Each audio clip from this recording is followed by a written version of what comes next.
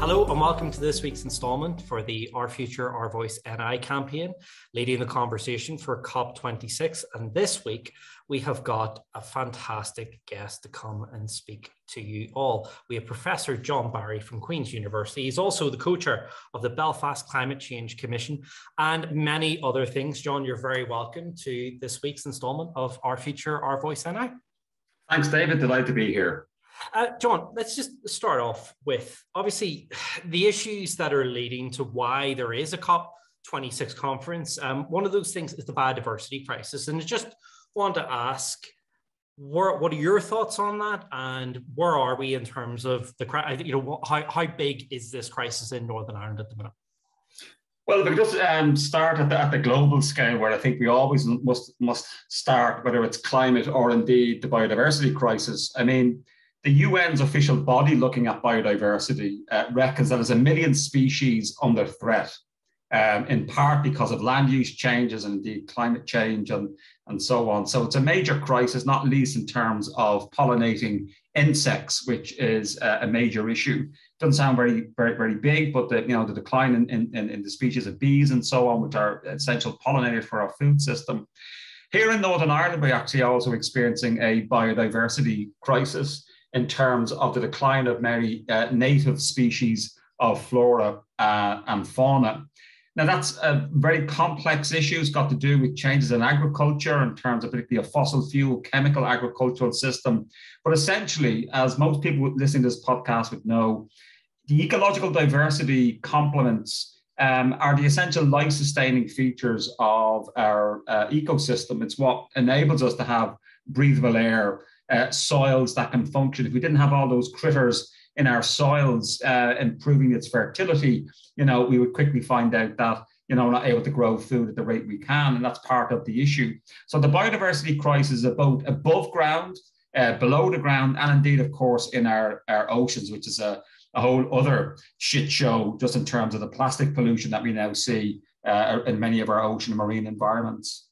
And also then, because you were talking a wee bit about how this impacts, it may not seem big. We talk about, for example, crisis amongst bees, for example. And I know that can just sound like, well, why do we need to worry about that? But you touched on it there a wee bit. I wonder if you could just unpack that a wee bit.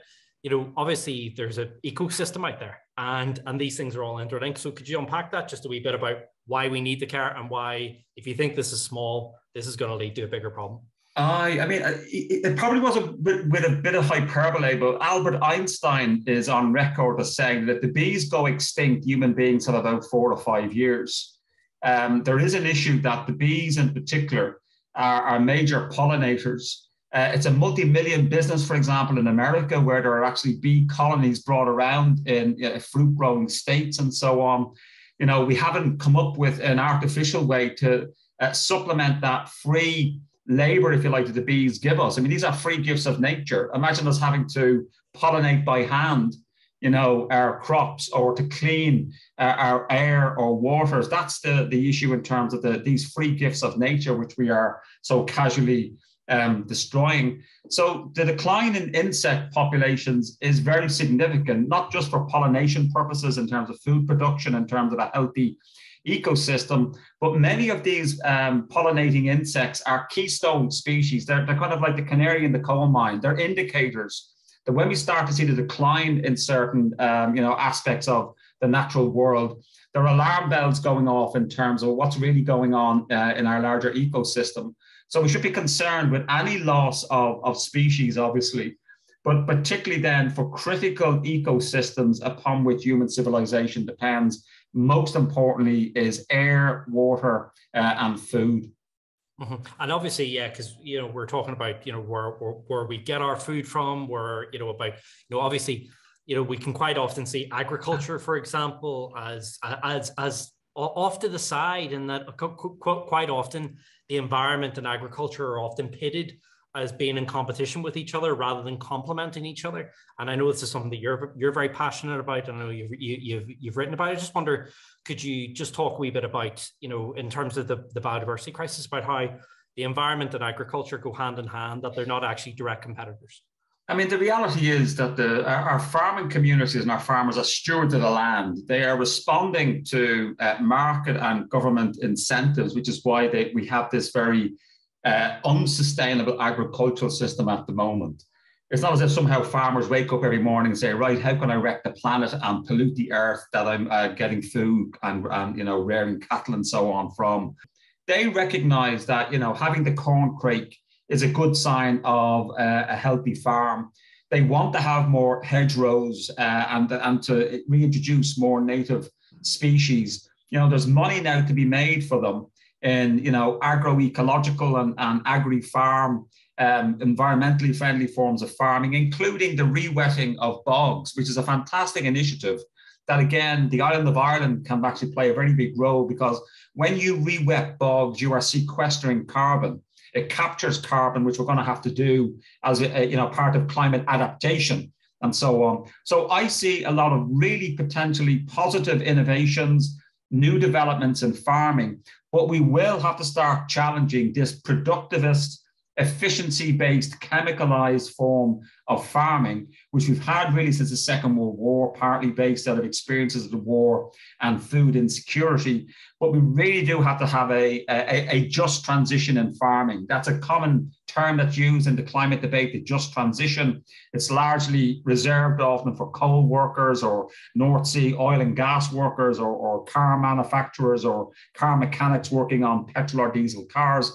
But actually, on the island of Ireland, we need a just transition for our farmers. And that begins by getting alongside them, explaining to them the situation. This is what the science is telling us.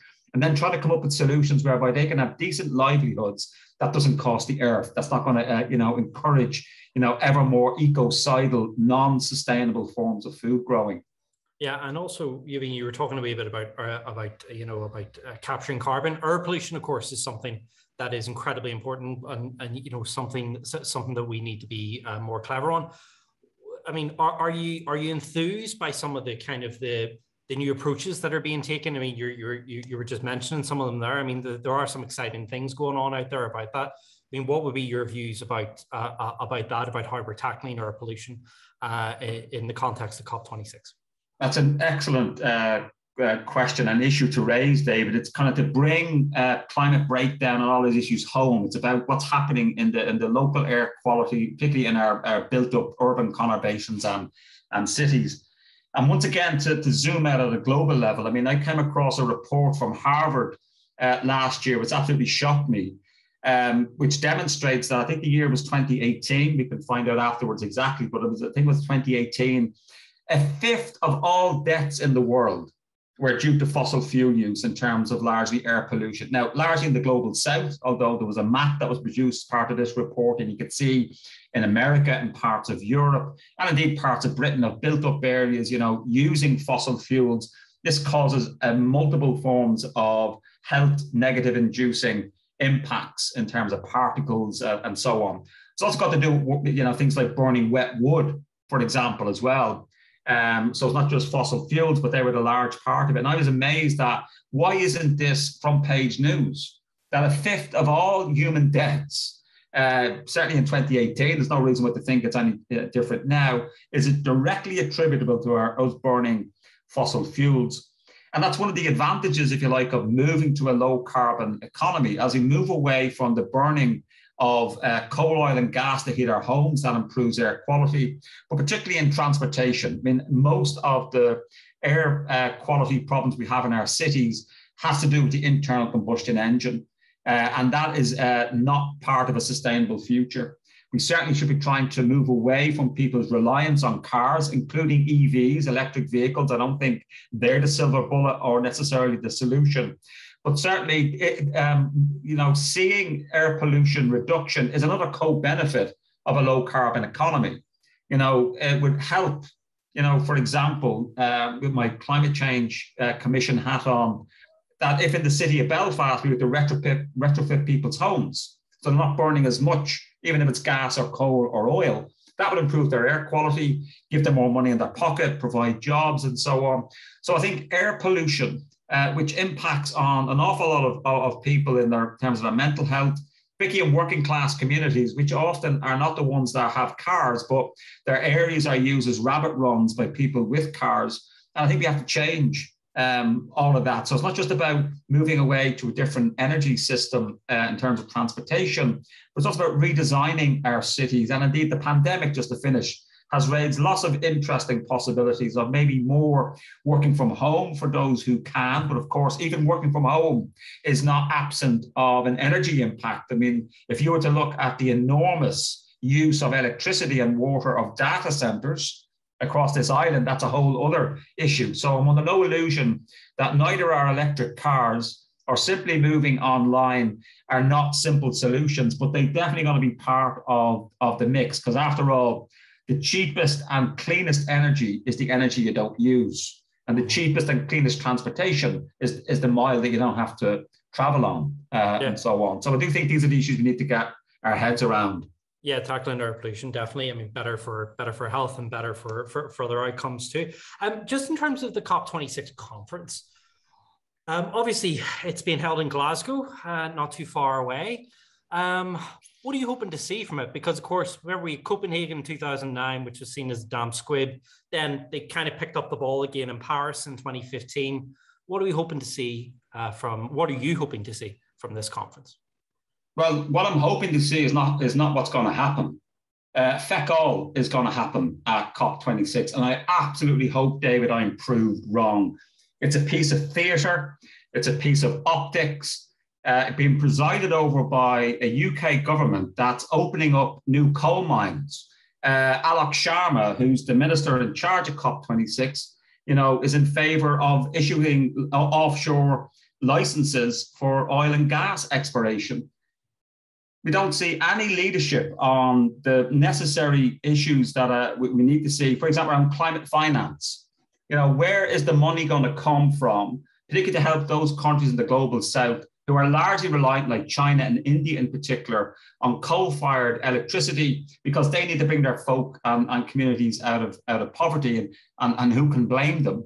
So there's a major issue that I'm appropriately calibrated to have very, very low expectations. I don't think we're going to see any major movement on the climate crisis unless it comes from people and citizens to force states, to force corporations, to force trade unions, faith communities, these other organizations in society to really start grappling with this. So I am, you can call me cynical, but I've been at this game for over 30 years. And all I've ever seen come out of these are optics, are warm words, rhetoric as opposed to substance.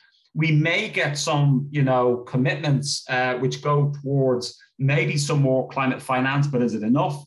But the last issue, and the reason why COP25 failed in Madrid, was that there was a lack of recognition by the rich countries in the world, Europe, North America, the EU, Australia, Japan, that, about 20% of the world's population was represented by the rich countries. We are most the cause for climate breakdown as it currently exists. They refuse to recognize what's called loss and damage that's happening to the global south, the countries in Africa and Asia that are now suffering, heat waves, flooding, that are directly attributable to being exacerbated by climate breakdown. In other words, we have to pay to compensate for those countries who are now suffering the effects of our use of carbon. And COP25, as I said, fell on that issue. We also have a major problem, and this is the final point I'll raise, and this might be if we see movement on this, I'll then eat my hat. I have a podcast of me eating a biodegradable hat to eat my words, is that there's no international recognition for climate refugees. If you are displaced, as many people are, hundreds of thousands of people, there are more people displaced by climate-related events than there are displaced by wars and internal conflicts around the world.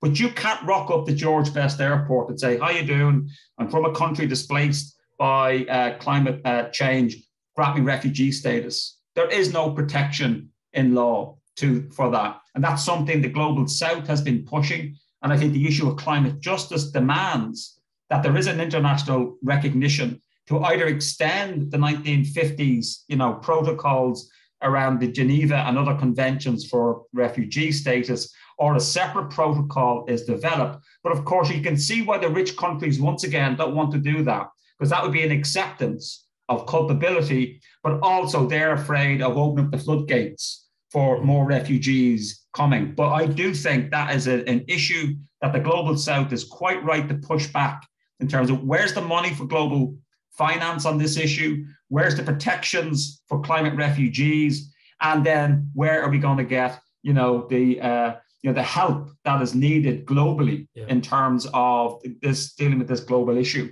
And John, you were touching on something there, and this will be my final question to you. I'd be interested to get your views on this. You're talking about that people need to be part of this, and a part of what we're doing here is actually looking at younger people's voices and getting them.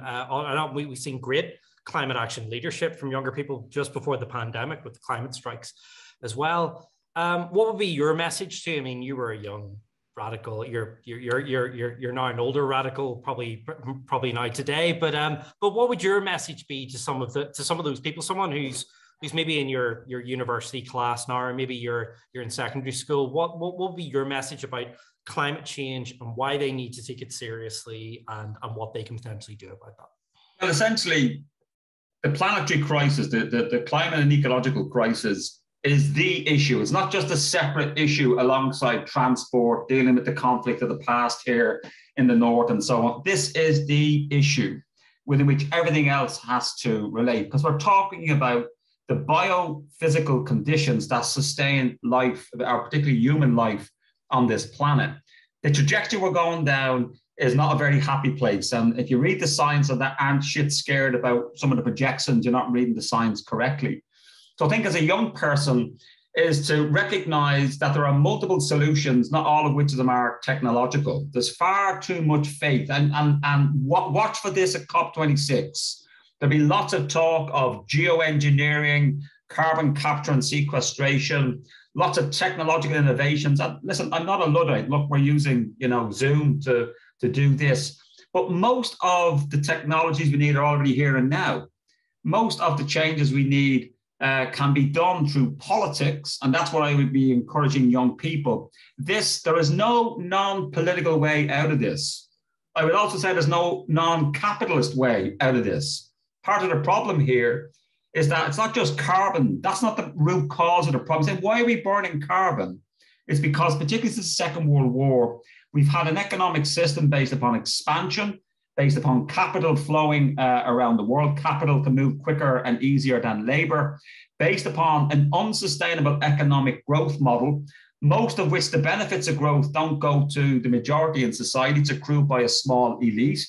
And therefore, I would be very much in a Marxist mode in that respect. And the other ideologies are available. But we have to begin to start questioning these deeper issues of the structure of our political economy, and that we will not find the solution through technology. We cannot have a plug and play version of the future. We cannot simply biofuel the Hummer in terms of, let's just take out carbon energy and stick in renewables. The problem is the system itself. And that is a political issue. And for me, that's the most important thing for young people to appreciate, that often they feel hopeless in the face of such an enormous, existentially challenging crisis. But the best way to cope and respond to hopelessness is agency. And agency can be expressed, whether it's getting involved in politics, through the young people striking, whether it's joining a political party, set up your own, make your voice known in street protests and otherwise. But certainly my own view, and you won't come any surprise to you, David, my own view is that the liberal bourgeois representative democratic system is broke. It will not deliver the changes that we need. It is not broke, you could say. Well, it's made that way. We're going to need, in my view, non-violent citizen disobedience in terms of the transformational scale and pace and urgency that we're going to require. And that's my view. I put that out there honestly, based upon 30 years as an activist, as an academic, as a father, interested in my kids' future, all of that stuff. And the most important thing is that any young person, before you make up your mind on this, open it, see all the different perspectives and then make your own judgment about how best to do this. But my own view is that in the context of hopelessness, and I see them every year, David, I'm lucky enough to be a university professor where every year I see lots of beautiful young minds coming in. They learn about this issue and they're really anxious. I have to say my own kids suffer from climate anxiety to the extent that I no longer talk about my work around the dinner table because I just realized a couple of years ago it was scaring my kids. And it's something I've had to take on board in my teaching now is to, in a way, trigger warn my students that, listen, we're going to be talking about stuff here that's going to be pretty scary about your lives in the future. And I think the best way is not to sugarcoat for our young people what could emerge, but to show them that if we don't act now and decisively, this is the type of future that will emerge, but the future is not set. And that's where agency and collective agency is going to be so important. Okay. John, thank you so very much. Professor John Barry, thank you for giving us your thoughts. We are out of time. That's all we have for this week's installment of the Our Future, Our Voice campaign. If you want to comment on anything you've heard, please use the comment section below or tweet us. Make sure you use the hashtag Our Future, Our Voice NI. Thank you for watching.